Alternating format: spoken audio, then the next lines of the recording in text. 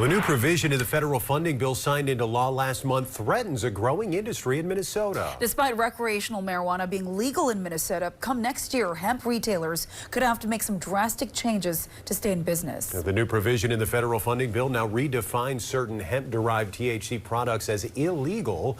The changes will override existing state-level regulations that permitted the sale of these products, meaning everything from THC beverages to gummies above 0.4 milligrams would be banned. And now a group of bipartisan lawmakers are pushing to make changes on the federal level, including Minnesota U.S. Senator Amy Klobuchar. Now, she was in Duluth today advocating for craft breweries and tap rooms that would be decimated by this ban. Northern News Now's Kyrie Johnson attended that press conference. Kyrie, what happens next now?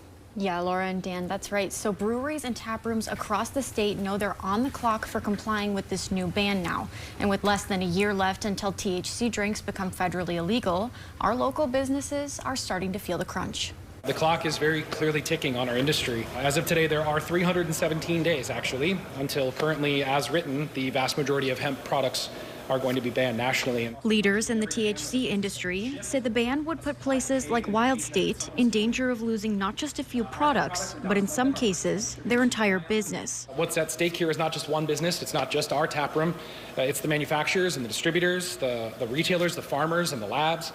There's an entire system behind these products. It's a system that Senator Amy Klobuchar said Minnesota has long been a leader of, and she says a ban would push consumers to buy unsafe products instead. And they're going to go underground, they're going to go to bad sources. It's not good. That's why you have a regulatory regime in place. Klobuchar added that this ban will directly impact the 130 breweries that sell hemp-based beverages and THC products in Minnesota by slashing their menus in half in some cases, leaving small businesses like Wild State, which see at least 50% of sales through THC beverages, scrambling to stay afloat.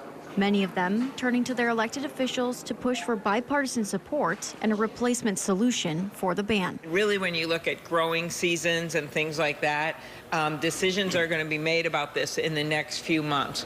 So we have to get this done very quickly. It's a sentiment our Duluth breweries share, knowing how difficult the journey was to build their businesses. Since Minnesota did so much to build this category, I think we now have the chance and the obligation to protect it fiercely as well.